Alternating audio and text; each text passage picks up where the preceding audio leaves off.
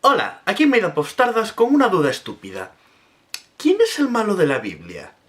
Me explico. Sé que cualquier cristiano, judío, musulmán o incluso gente que no tenga mucha relación con las religiones abrámicas, pero sepa de lo que van, responderá al momento que el malo es el diablo, pero... ¿cuánto de cierto hay en eso?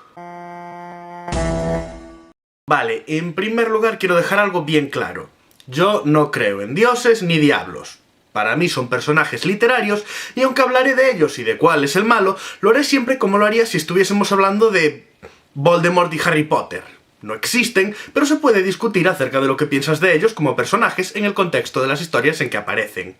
Lo digo porque no faltará el que piense que si no muestro al diablo como el malvado absoluto e indiscutible, soy satánico o algo así. No creo en Satán, así que no puedo ser satánico. Por alguna razón hay un montón de gente que me acusa de serlo solo por decir que soy ateo. Lo cual no tiene ningún sentido, dado que por extensión serlo implica que tampoco creo en seres míticos relacionados con él como ángeles y demonios. Aclarado esto, comencemos. Bien, un día Dios decide crear ángeles para que los sirvan. Dios es un ser sin necesidades que aunque las tuviese podría satisfacérselas a sí mismo con un solo pensamiento, pero como sus acciones son inescrutables, decide crearse a unos sirvientes con consciencia y deseos propios, pero que estén sujetos por completo a su dominio. Vale, pensemos en eso un rato. Si lo que él quiere son sirvientes, ¿por qué no crear algo más parecido a un robot? Ya sabéis, algo que cumpla las funciones que quieres, pero que carezca de anhelos personales. Porque siempre que una conciencia es libre, sufre al no estarlo el cuerpo del que forma parte. La única razón por la que alguien querría ser sirviente es por una remuneración o por una devoción malsana.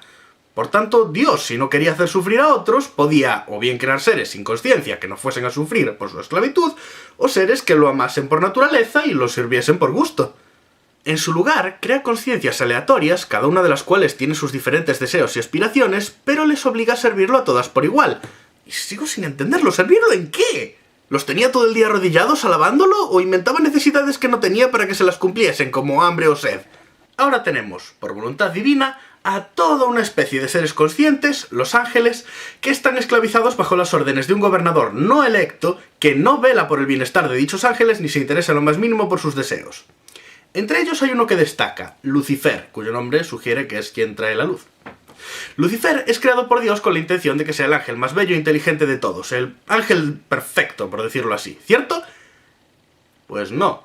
Es verdad que lo crea bello, listo, etc., pero si Dios quiere un ángel perfecto, no querrá que este ángel le desobedezca.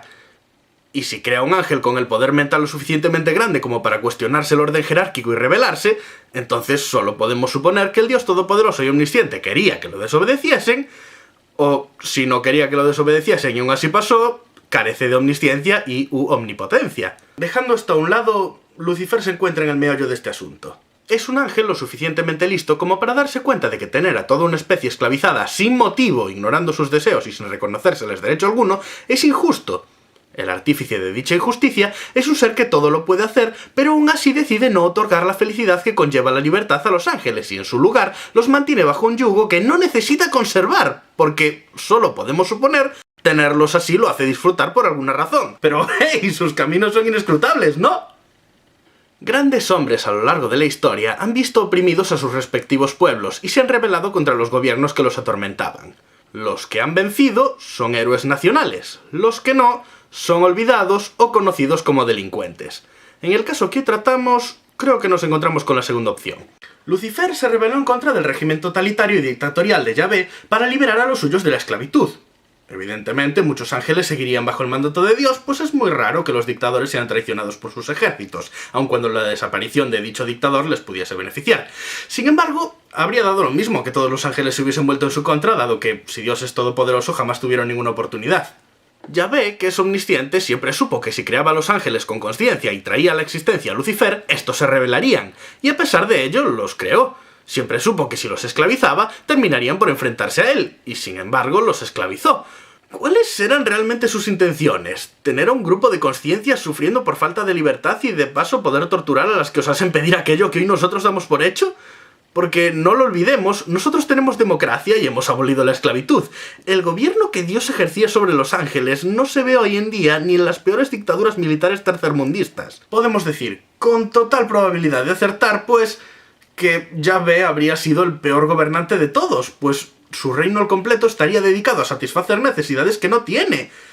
Es decir, esclavizaba porque sí, no por comodidad, como lo hicieron otros malos reyes que, si bien no debe justificarse, al menos tenían una razón mejor que la de Yahvé para hacerlo. La historia en sí no tiene mucho sentido, pero volvamos al tema que debemos tratar. ¿Quién es el malo? Para dilucidarlo, podemos empezar por eliminar participantes con el concepto contrario. ¿Alguno podría ser bueno? Por un lado, tenemos a alguien que, al ver que sus semejantes se encontraban en una situación que a nosotros nos parece aberrante cuando nos ocurre a los humanos, decide enfrentarse al poder establecido para cambiar las cosas. No es algo que implique necesariamente que quien lo hace sea bueno, pero desde luego no es una actuación excluyente de la bondad. Recordemos, no existía ningún mecanismo social o legal que permitiese a los ángeles cobrar algún tipo de derecho, ya que eran esclavos, así que la revolución parece lógica y una acción compatible con alguien bueno. Del otro lado, tenemos a un esclavizador que quiere, no necesita, quiere que la gente lo adore sin importarle el bienestar de quienes lo hacen, y cuando las conciencias que ha estado oprimiendo deciden pedir lo que les corresponde como tales, no piensa ni por un momento en concederles derechos, sino que se toma la molestia de crear un lugar donde se sufre lo indecible para castigarlos eternamente por, recordemos, reclamar algo que nosotros consideramos derechos básicos innegables. Así pues, ¿alguno podría ser bueno? El primero no ha demostrado ser bueno, pero tampoco malo, por tanto existe la posibilidad de que sea cualquiera de las dos. El segundo, sin embargo, se ha cerrado la puerta de la bondad. No solo tiene la culpa de que otros sufran, y la tiene a propósito, sino que cuando estos intentan dejar de sufrir, él los hace sufrir todavía más, de nuevo, sin la menor necesidad de hacerlo, más allá de que le apetezca. Si tuviese que decidir ahora, sin duda elegiría a Lucifer como el bueno, por defecto, pero tenemos más historia que analizar, por lo que debemos seguir a ver si Dios hace algo que lo redima o algo resultan ser igual de malos. Tras el fiasco de los ángeles, sin haber aprendido mucho, Dios crea una nueva clase de conciencias, esta vez en un mundo físico que se toma la molestia de crear porque sus caminos son inescrutables, supongo, pero con una diferencia, algo sí ha aprendido. Que Lucifer, el más inteligente de los ángeles, se había revelado debido a su intelecto superior, que le había permitido darse cuenta de lo injusto de la situación. Por eso, al ser humano lo crea inconsciente, le da tareas inútiles como nombrar a los animales para tenerlo ocupado y que no piense en nada más complicado que adorarlo, pero no logra evitar la tentación de castigarlos. No han hecho nada y no tienen conocimientos. Pero eso mismo puede ser el motivo del castigo.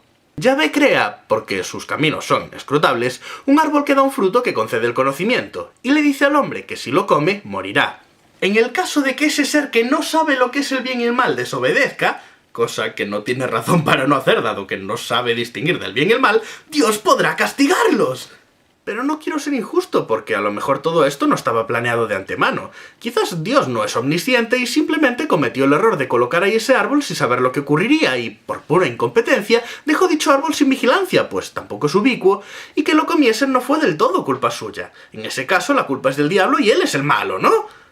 Pues tampoco. ¿Cuál es, en realidad, la maldad que comete Lucifer, si es que en verdad fue él, al decir a Eva que coma del árbol del conocimiento porque Dios les había mentido y en realidad no morirán?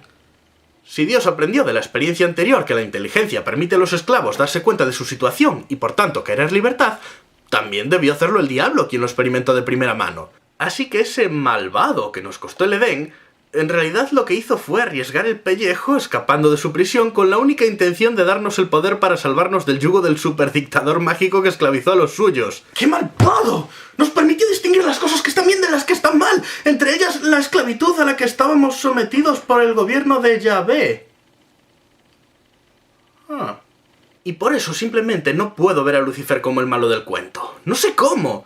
A mí me parece la historia de un héroe revolucionario caído que, con su último esfuerzo, realiza el acto desinteresado de dar a una especie ajena la clave de la libertad. Pero contada por el esclavizador. Pensadlo.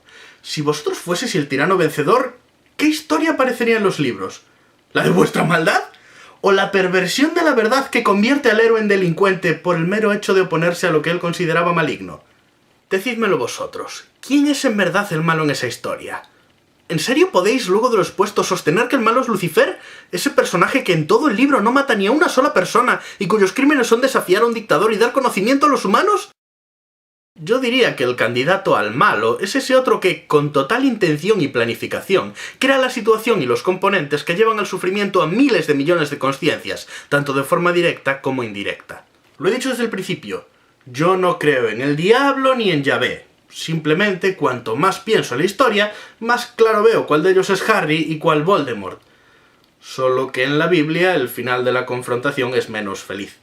No olvidemos, eso sí, que conceptos como bien y mal tampoco son objetivos, y puede haber gente, y me consta que la hay, que concluye que cualquier cosa que haga o mande Dios es buena por el mero hecho de ser su palabra, con lo que la esclavitud sería buena y el intento de abolirla mala, quedando así los papeles de héroe y villano invertidos.